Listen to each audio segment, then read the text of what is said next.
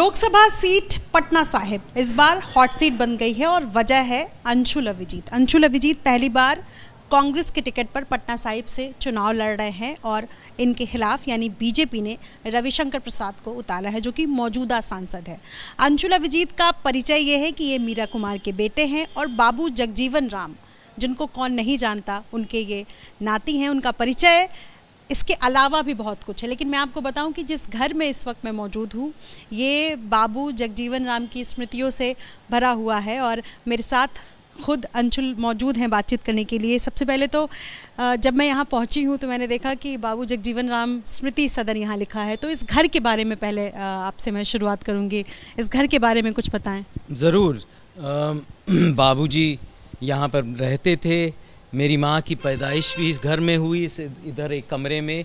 और 1942 में जो एक तरह से यहाँ भारत छोड़ो आंदोलन हुआ, उसका संचालन भी इसी घर से हुआ। और बाबूजी को जब बाबू जगजीवन राम को जब जेल ले गए, हज़ारीबाग जेल, तो इसी घर से ले गए। और जब इंटरिम गवर्नमेंट जब यहाँ पर बना आज़ादी से पहले, तो जब वो मंत्री हुए तो इसी घर से हुए, धूमधाम से उनको यहीं से ले गए। तो बहुत सारी इसमें यादें हैं और यहाँ पर एक बसी हुए हैं यादें, और इस घर से हमें आशीर्वाद हमेशा मिलता रहता है। बहुत इतिहास है यहाँ पर। इस बार आप पहली बार चुनाव लड़ रहे हैं अंशुल जी, और मेरा पहला सवाल ये है जो मेरे जहन में आया कि ये पटना साहिब से टिकट आपको मिला या आपने चुना? नहीं, टिकट तो पार्टी निर्णय करती है कि कौन उचित है, कौन उम्मीदवार वहाँ से लड़ सकता है। तो टिकट मुझे पार्टी ने दिया और मैं आभार भी व्यक्त करना चाहता हूँ अपने शीर्ष नेतृत्व का कि उन्होंने मुझ पर विश्वास किया। और यहाँ पर तो मैं पटना की जनता का विश्वास जीतने आया हूँ। देखिए, हमारी जो राजनीति है उसमें ये होता है, लोकतंत्र में ये होता है कि लोगों का, आवाम का विश्वास जीतना होता है और उनके समर्थन के बाद आप सांसद बनते हैं। तो मैं विश्वास जीतने आया हूँ। मुझे पूरा भरोसा है कि मुझ पर वो विश्वास करेंगे। मेरा सवाल इसलिए था कि आपको कोई और सीट भी मिल सकता था, पटना साहिब सीट क्यों? ये तो सबसे स्ट्रांग माना जा रहा है। मतलब कहा जा रहा है कि बीजेपी अगर कोई सीट ना भी जीते तो पटना साहिब रविशंकर प्रसाद को देने से तो जीत ही जाएगी, और ऐसे में आपको यहाँ से सीट मिलना, इसकी क्या स्ट्रेटजी रही कांग्रेस की? कुछ समझ में आया? बिल्कुल, मैं ये बताना चाहता हूँ। सबसे पहले तो मैं पटना का ही हूँ, यहाँ पर मेरे घर हैं, ये तो घर है ही। मेरी दादी भी पटना की ही हैं। मेरी दादी सुमित्रा देवी जी बिहार की पहली महिला कैबिनेट मिनिस्टर रहीं, यहाँ पर नगर विकास मंत्री रहीं। पटना शहर के निर्माण में उनका बड़ा योगदान है। यहाँ पर मौर्य लोक उन्होंने बनाया। तो मैं पटना का ही हूँ, मैं पटना का बेटा हूँ इसीलिए। और दूसरी बात यह है, ये एक प्रचार फैला हुआ है, एक प्रचार फैला हुआ है कि ये गढ़ है, यहाँ पर उनकी जागीर है, उत्तराधिकारी वही हो सकते हैं और कोई नहीं हो सकता। तो ये प्रचार है, मुझे लगता है ये गलत प्रचार है। यहाँ पर मुझे लगता है कि कुछ दिनों में ही पता चल जाएगा कि ये जो राजनीति का गढ़ है ये कुछ नहीं, एक मिट्टी का टीला है जो जल्दी ही गंगा में बह जाने वाला है। आपका जब आपके टिकट का जब अनाउंस हुआ, कांग्रेस ने जब आपको टिकट दिया, तब लोगों के जहन में जो विशेष तौर पर जब चर्चा होती है कोई किसी उम्मीदवार की, तो ये चर्चा हुई आपको लेकर कि आपका परिचय सिर्फ इतना है कि आप मीरा कुमार के बेटे हैं जो कि लोकसभा स्पीकर रही हैं। तो मैं और तमाम जो दर्शक इस वक्त देख रहे हैं एबीपी न्यूज़, उनकी जानकारी के लिए और मैं आपसे ये सवाल कर रही हूँ कि इसके अलावा आपका खुद का परिचय है, तो आप अपना परिचय पहले दें। देखिए, पृष्ठभूमि तो है ही, दादा दादी माँ हैं यहाँ पर, लेकिन मेरा अपना परिचय है। मेरी जो शिक्षा हुई वो कैम्ब्रिज यूनिवर्सिटी से हुई। मैंने वहाँ पर पीएचडी किया। लंबे समय से मैं पत्रकार भी था। मैं शिक्षा में, एकेडमिक्स में मेरी बड़ी रुचि रही है और मैं हमेशा लिखता आया हूँ, पढ़ता आया हूँ। और जहाँ तक सियासी जीवन और राजनीतिक जीवन का सवाल है, मैं कोई गैर नहीं हूँ। 1986 से लेके मेरी माँ मीरा कुमार का जो पहला इलेक्शन हुआ बिजनौर से, मैं तब से हर लोकसभा इलेक्शन में शामिल होता आया हूँ। तो मैं राजनीति से अच्छी तरह वाकिफ़ हूँ, क्या होता है, चुनाव का संचालन भी करता हूँ। तो ऐसा बात नहीं है। और अब से, जब से मैं औपचारिक रूप से राजनीतिक जीवन में आया हूँ कांग्रेस पार्टी में, तो श्रीमती सोनिया गांधी ने मुझे राष्ट्रीय प्रवक्ता बनाया। 5 साल से मैं स्पोर्ट्स पर्सन, राष्ट्रीय प्रवक्ता भी हूँ और डिबेट्स में और बहस में आता रहता हूँ, प्रेस कॉन्फ्रेंसेस होते रहते हैं तो उसमें भी आता रहता हूँ। तो राजनीतिक जीवन में मैं काफ़ी सक्रिय रहा हूँ। पटना साहिब सीट आज तक एक बार भी, जब से इस सीट की स्थापना हुई है, लोकसभा सीट बनी है, तब से एक बार भी कांग्रेस हारी, बीजेपी माफ़ कीजिएगा, बीजेपी हारी नहीं है, हमेशा बीजेपी की जीत हुई है इस सीट से। कितनी बड़ी चुनौती आप रविशंकर प्रसाद को मानते हैं? नहीं देखिए, आप 10 साल की बात कर रही हैं, उससे पहले तो हम तो जीतते आए रहे थे। तो कांग्रेस तो बड़ी सक्रिय थी, बड़ी मजबूत थी, ताकतवर थी, वो जानते हैं। देखिए एक भ्रम फैला हुआ है कि ये गढ़ है, देखिए कैसे टूटता है ये घर, ये जागीर कैसे खिसक जाती है, क्योंकि ये गुरूर है, एक घमंड है कि ये हमारी ज़मीन है। ऐसा है नहीं, हकीकत कुछ और है, बहुत ज़्यादा नाराज़गी है। देखिए चुनौतियाँ तो होती हैं, हर चुनाव में होती हैं, और क्यों ना हो भाई, आवाम के पास जा रहे हैं, उनका विश्वास जीतने जा रहे हैं, चुनौतियाँ तो होंगी। लेकिन मेरी चुनौती ये है कि मैं यहाँ पर की जो जनता है, जो पटना की जनता है, जहाँ का मैं बेटा हूँ, उनका मैं विश्वास जीतूं। मैं उनके पास जाऊंगा, मैं जा रहा हूं, और उनके बल पे, उनके ताकत से मैं ये चुनाव जीतूंगा। अंशुल, इन दिनों चूँकि हाल ही में इंदौर सीट पर आपने देखा कि किस तरीके से जो कांग्रेस के उम्मीदवार थे उन्होंने आखिरी दिन नामांकन वापस ले लिया। सूरत में भी ऐसा हुआ कि बीजेपी निर्विरोध जीत गई, क्योंकि वहाँ पर भी नामांकन को लेकर के ऐसा हुआ कि आखिरी दिन में गड़बड़ हो गया। तो इस तरीके की जो राजनीति है, इस पर क्या कहेंगे, आपकी क्या प्रतिक्रिया है? नहीं देखिए, वो हुआ जो सो हुआ। यहाँ पर तो हम मजबूती से मैदान में उतरेंगे, इसमें कोई शक नहीं है। कुछ वापस लेने का या ऐसे करने का कोई सवाल ले रहे हैं उम्मीदवार कांग्रेस। नहीं देखिए, बीजेपी की, आप तो राजनीति को पहले से वाकिफ़ हैं। जिस तरह से एक कार्यपालिका का आतंक हुआ है, वो सब हथकंडे इस्तेमाल करते हैं। ये अभी इसके बारे में तो मैं नहीं कह सकता, लेकिन एक तरह से भाजपा की राजनीति है, ख़रीद फरोख्त की राजनीति हमेशा रही है। और आप जानते हैं बहुत सारे लोग जो उनके पार्टी में शामिल हुए हैं, उनसे जुड़े हैं, किस तरह से उनके जो दाग थे वो अचानक मिट गए। और हम वॉशिंग मशीन की उपमा देते हैं, ये बिल्कुल सही है भाई, इनका तो एक धोबी घाट है। तो वो उनकी राजनीति से आप तो बिल्कुल वाकिफ़ हैं, आप तो अच्छी तरह जानते हैं किस तरह की वो राजनीति करते हैं, किस हद तक वो गिर सकते हैं, वो अलग बात है। लेकिन सबसे बड़ा मुद्दा मुझे लगता है, चुनाव में बहुत सारी चीज़ें हैं। यहाँ पर जो आर्थिक विषमताएँ हैं लेकर, जो गैर बराबरी है, असमानता है, जो अमीर अमीर होते जा रहे हैं, गरीब गरीब होते जा रहे हैं, और सरकार नकली आंकड़े देकर कि बस 5% गरीब रह गए हैं। देखिए आप ज़रा सोचिए, 5% गरीब रह सकते हैं? लॉकडाउन के बाद, जीएसटी के बाद, नोटबंदी के बाद, जिस तरह महामारी में यहाँ पर अयोग्यता सरकार ने दिखाई, 5% गरीब रह गए। यहाँ पर गरीबी भी है, यहाँ पर बहुत ज़्यादा बेरोज़गारी भी है, और कमर तोड़ महंगाई भी है। ये असली मुद्दा है। जिस लिस्ट में आपका नाम था, उस लिस्ट में अखिलेश प्रसाद सिंह, जो कि बिहार कांग्रेस के अध्यक्ष हैं, उनके बेटे का भी नाम था। और ऐसे में एक बार फिर सवाल उठा कांग्रेस पर कि सिर्फ भाई भतीजावाद, परिवारवाद, इसको ध्यान में रखा है कांग्रेस ने, और उसमें आपकी भी चर्चा हुई। तो इस पर क्या कहेंगे? नहीं देखिए, ये तो सवाल आप भाजपा से भी पूछ सकते हैं। मुझे तो अपने परिवार पे बड़ा फ़ख्र है। जो आप आरोप कह रही हैं, मेरा परिवार जो है, जिस पे मुझे इतना नाज है, मैं इतना गर्व महसूस करता हूँ, वो तो मेरी ताकत है। अगर मैं राजनीति में शायद होता नहीं, अगर मेरा परिवार नहीं होता, तो जो आरोप मानते हैं तो वो तो मेरी मजबूती है। और दूसरी बात देखिए, मैं मानता हूँ कि बहुत काफ़ी बार आसान हो जाता है अगर आप राजनीतिक परिवार से हैं सियासत में आना, लेकिन आखिर ये तो जनता तय करती है कि उनकी नुमाइंदगी कौन करेगा। और मैं जनता के बीच में आया हूँ ये उनसे वो निर्णय मांगने। तो आखिर आप जनता के पास जाते हैं ना वो करने, यही तो असली लोकतंत्र है। पर सवाल तो यही है ना कि किसी कार्यकर्ता, कांग्रेस के कार्यकर्ता को भी टिकट दिया जा सकता था। अंशुल अविजीत ही क्यों चुने जाते हैं पटना साहिब सीट से जब उम्मीदवार का ऐलान होता है?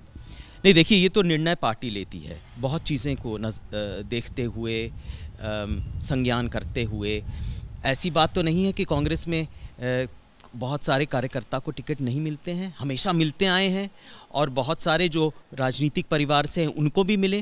भाई ऐसा तो नहीं है कौन से संविधान में लिखा है कि उनको नहीं मिलना चाहिए, कि उनको यहाँ पर वंचित रहना चाहिए, अलग रहना चाहिए, ऐसा तो नहीं है। देखिए आखिर में राजनीति में ये होता है कि ये जनता फैसला करती है, निर्णय करती है कि प्रतिनिधित्व कौन है वो तय करेंगी, और कोई नहीं तय कर सकता, ना कोई कानून, ना आईन, ना कोई और, ना भाजपा, ना कोई और भाजपा फिर आप आईना तो दिखाएं, उनसे भी तो ये सवाल पूछना चाहिए एक के बाद एक। मैं तो गिनना नहीं चाहता और मैं दूसरों की बात भी नहीं करना चाहता। मैं तो एक सकारात्मक एजेंडा लेके सामने आया हूँ। हमारे जो घोषणा पत्र हैं, हमारी जो गारंटी है, उनको लेके आया हूँ और आखिर उसको लेके हम मैदान में उतरे हैं और जनता के पास जाएंगे और ये कहेंगे कि हमारी जो गारंटीज़ है, जो बेरोज़गारी को लेके है, जो युवक जो बेरोज़गार हैं, या महिला सशक्तिकरण, या सामाजिक न्याय का मुद्दा है, या किसानों का मुद्दा है। आजकल किसान अगर खेत में उतर रहे हैं तो कफन बांध के उतर रहे हैं। एमएसपी की गारंटी का जो स्कीम है, इसको लेके आए हैं। ये गारंटी नहीं है, ये हमारा वादा है। ये गारंटी है क्योंकि हमने इसकी पुष्टि कर चुकी है राज्य चुनाव में, तो इसको लेके आए हैं, एक सकारात्मक मुद्दा को लेके आए हैं। आपने कैम्ब्रिज से पढ़ाई की है और मेरा सवाल है कि कितना अंतर देखते हैं आप वहाँ और यहाँ के सोशियो इकोनॉमिक एस्पेक्ट में या एजुकेशन एस्पेक्ट में? क्या अंतर है वहाँ बाहर में और इंडिया में? मैं एक चीज़ तो बता दूं, जब मैं कैम्ब्रिज यूनिवर्सिटी गया तो बहुत सारे जो अध्यापक हैं जो पढ़ाते हैं वो भारत से ही हैं, वहाँ से पढ़ लिख के बाहर जाते हैं और कुछ यहाँ भी रह जाते हैं। देखिए, क्वालिटी में ऐसा कोई फ़र्क नहीं है बिल्कुल भी। उच्चतम यूनिवर्सिटी है क्योंकि उनके पास संसाधन बहुत ज़्यादा हैं, वो हो जाता है। हमारे पास इतने, हम अपने जो विश्वविद्यालय हैं उतना नहीं दे पाते, लेकिन क्वालिटी में कोई फ़र्क नहीं। उनके संसाधन बहुत हैं और दुनिया भर के लोग आते हैं, तो उससे फ़ायदा मिलता है, उससे तजुर्बा होता है, अनुभव होता है। मैं जो बाहर गया, मैंने भारत के बारे में ही पढ़ा और भारत के बारे में पढ़ा और मुझे ऐसा लगा, और जैसे मेरी पृष्ठभूमि भी है कि यहाँ पर आके एक भाव से, एक समर्पण भाव से, जैसे मेरा परिवार करता आ रहा है, मुझे करके यहाँ पर करना है। मेरे पास विकल्प नहीं है, मुझे वहाँ पर रहना नहीं है, मुझे यहीं पर आना है। मैं पटना का ही हूँ, मुझे पटना ही आना है, यहाँ पर मेरी सेवा करनी है, जैसा मेरा परिवार करता रहा है। सवाल है कि बाकी राज्यों की जब चर्चा होती है तो आज भी बिहार को सबसे पिछड़े हुए राज्य के तौर पर देखा जाता है। कुछ ऐसे एस्पेक्ट्स हैं, बैकग्राउंड्स हैं जहां पर बिहार सबसे पीछे है। आपको अपनी दृष्टिकोण से कितना अंतर लगता है बाकी राज्यों में और बिहार में? देखिए, अफसोस के साथ ये कहना पड़ रहा है कि हमारे पास वो विवेक है, सामर्थ्य है, कुशलता है, सब कुछ है हमारे पास, लेकिन हाँ, ये थोड़ा पिछड़ा माना जाता है। ये शहर भी एक तरह से इतना विकसित नहीं किया, इतना विकास नहीं किया जैसा होना चाहिए। बड़ा खूबसूरत शहर है पटना शहर, हर तरह के लोग हैं, गंगा के तट पे है, गंगा बह रही है, बड़ा खूबसूरत है। लेकिन यहाँ की जो मनसूबाबंदी हुई, यहाँ पर जो प्लानिंग हुई है, जो तैयारी होनी चाहिए, जो भविष्य के बारे में सोचना चाहिए, वो नहीं हो पाया है। यहाँ पर आप जानती हैं कि यहाँ पर बारिश हुई थी 2-3 साल पहले, तो पटना शहर एक महासमुद्र बन गया था और यहाँ पर तो पानी यहाँ पर आ गया था, ये 10 फीट तक पानी, ये पूरा डूब गया था एक तरह से। ये घर हमने बाद में मरम्मत की, स्मृति की। तो आप जानते हैं यहाँ सुविधाएं की कमी है, पलायन भी मुद्दा है। वो क्यों है? क्योंकि हम अपने लोगों को रोक नहीं पाते। यहाँ पर शिक्षा का एक केंद्र बन गया है, यहाँ पर कोचिंग सेंटर है, मुसल्लपुर हाट जाइए आप, वहाँ पर कोचिंग सेंटर भरे पड़े हैं।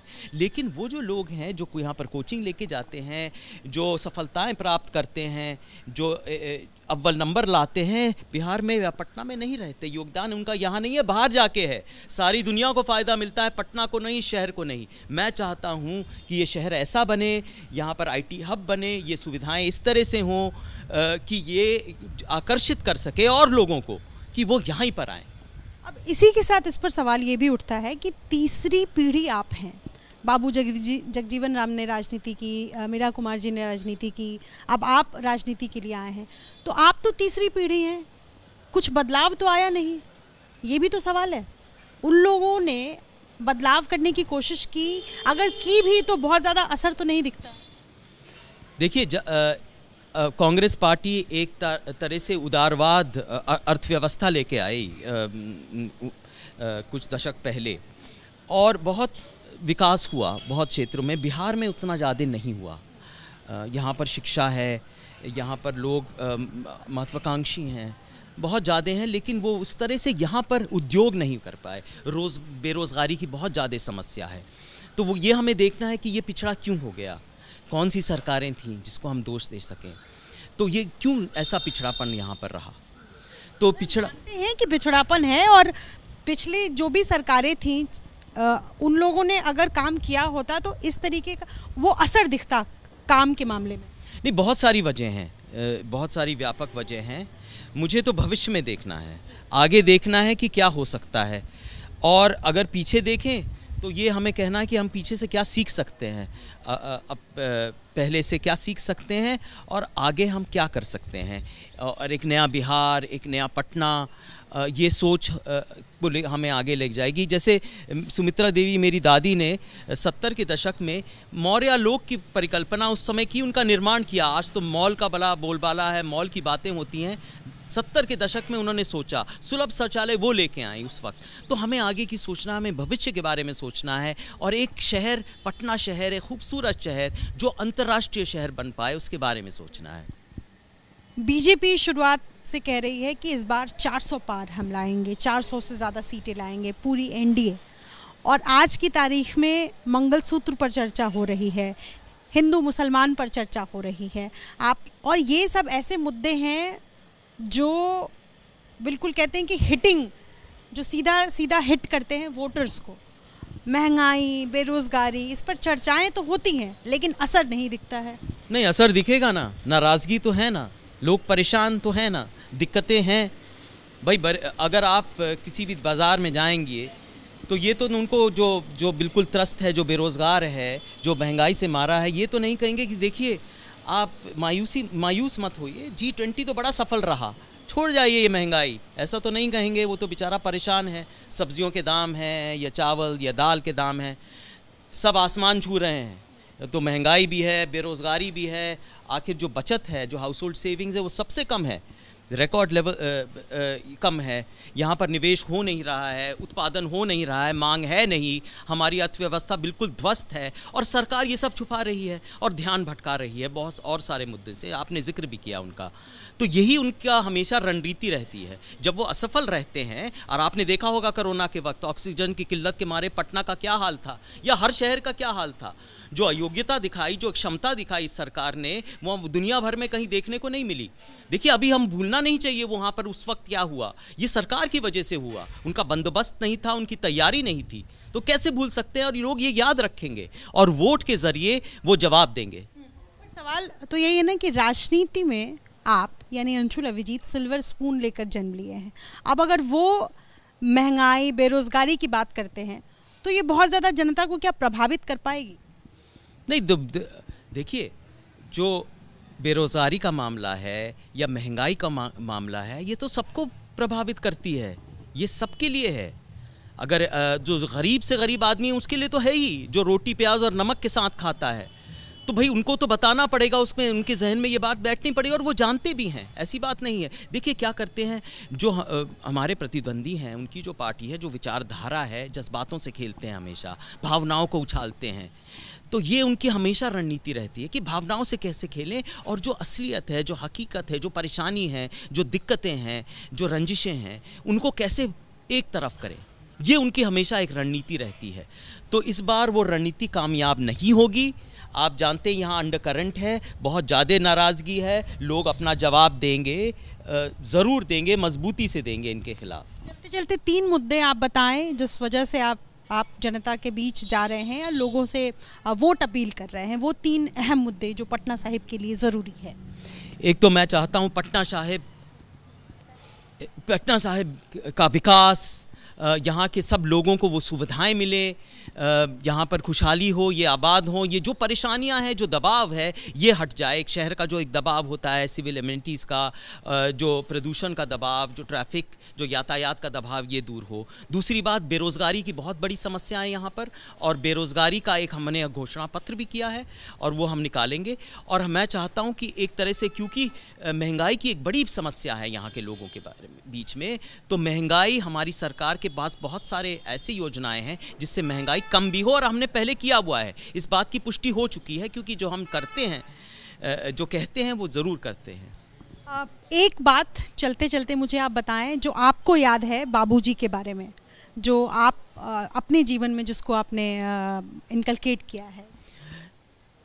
बाबूजी के तो बहुत सारे गुण थे, अब मैं क्या कहूँ, लेकिन मुझे याद है कि देखिए, वो मेहनती बहुत थे, बहुत ज़्यादा योग्य थे, शिक्षा पे बहुत ध्यान देते थे, लेकिन ये कहते थे कि भाई अगर मेहनत करनी है तो जनसेवा के लिए करिए, आपका समर्पण दिखाना बहुत ज़रूरी है।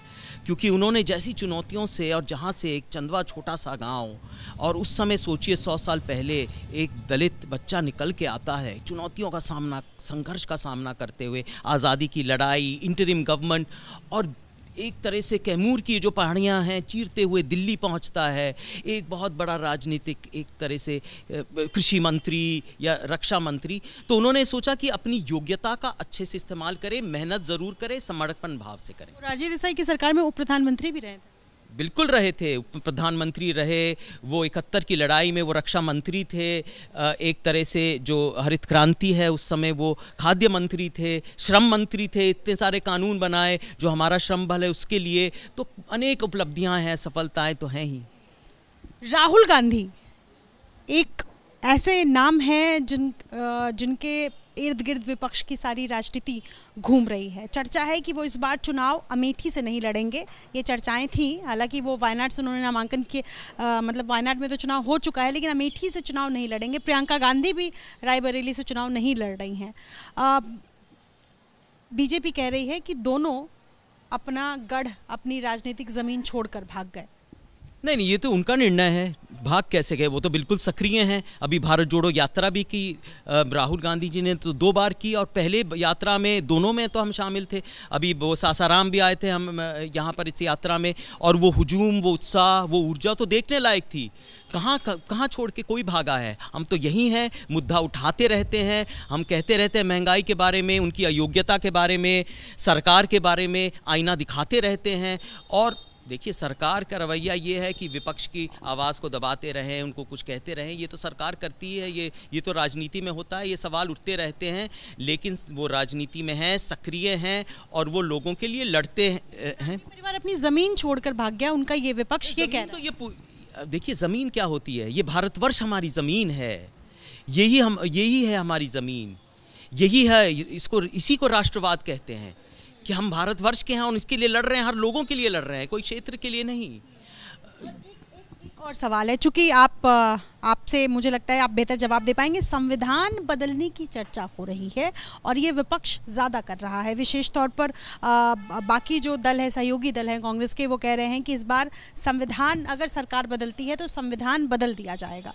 तो ये संविधान बदलने का डर क्यों लग रहा है? क्या ऐसा है कि संविधान बदलने की बात नहीं? क्योंकि आप जब देखते हैं, देखिए सरकार का रवैया, उनकी हरकतें, एक तरह से जो कार्यपालिका है, जो एग्जीक्यूटिव है, उनका एक दमन है, उनका एक आतंक है, सब कुछ बदल रहे हैं। देखिए, जैसे संसद में कोई भी बिल पारित होते हैं तो वॉइस वोट से होते हैं, चर्चा नहीं होती, बहस नहीं होती। जो भी हो रहा है एक आतंक से हो रहा है। और कई यहाँ पर नेताओं ने कहा है उस तरफ से कि संविधान बदला जाएगा। उन्होंने खुद कहा है, जो वंचित वर्ग से आते हैं, जो दलित हैं, वो तो सचमुच डरे हुए हैं कि कहीं ऐसा ना हो कि आरक्षण छीना जाए। ये तो एक सचमुच एक घबराहट है उनके बीच में कि आरक्षण रहेगा नहीं रहेगा। जिस तरह से लोग आ रहे हैं, कंट्रैक्चुअल एक सर्विस हो रही है, तो ये तो डर उनके बीच में बैठा है। तो डर किसने पैदा किया? ये तो सरकार ने। हम तो ये कह रहे हैं, हम तो सवाल उठा रहे हैं, और डर तो पैदा किया इस सरकार ने अपनी हरकतों से, अपनी योजनाओं से, विपक्ष की आवाज़ को दबाते, कोई बहस ना हो, कोई चर्चा ना हो, कोई गुफ्तगू ना हो, हमेशा ये करते आ रहे हैं। आप मुझे बताइए, सेलेक्ट कमेटी में कितने बिल गए इस यहाँ पर इस सेशन में, या इनके कार्यकाल में इस बार कितने गए? मनमोहन सिंह जी के यहाँ तो 70% तक गए, यहाँ पर शायद 20% भी नहीं गए सेलेक्ट। वहाँ पर बिल होता है कि जो बिल होता है वो एक उसका बहस होता है। जब वो ही नहीं करेंगे तो आप समझ सकते हैं सरकार की तबीयत क्या है, उनकी फितरत क्या है। बहुत शुक्रिया हमसे बातचीत करने के लिए। पटना साहिब से पहली बार चुनाव लड़ रहे हैं दमखम के साथ। 1 जून को यहाँ चुनाव है। बीजेपी ने रविशंकर प्रसाद को उतारा है, लेकिन रविशंकर प्रसाद क्या उतनी ही बड़ी चुनौती हैं? क्योंकि अभी अंशुल अभिजीत का कहना है कि अंडर करंट है, इसके अलावा तमाम जो जनता के मुद्दे हैं उसको लेकर जाएंगे। और बाबू जगजीवन राम की कही बातें, अपने माँ मीरा कुमार की कही बातों को याद सहेज कर तो रखा ही है, लेकिन तमाम मुद्दे जिनको लेकर कांग्रेस की इस बार रणनीति जो तगड़ी नज़र आ रही है, क्या वही वोटर्स को अपनी तरफ खींच कर ले आ पाएगी? ये देखना होगा 1 जून को। और अपने सहयोगी सीके सिंह के साथ निधि श्री, ABP न्यूज़, पटना।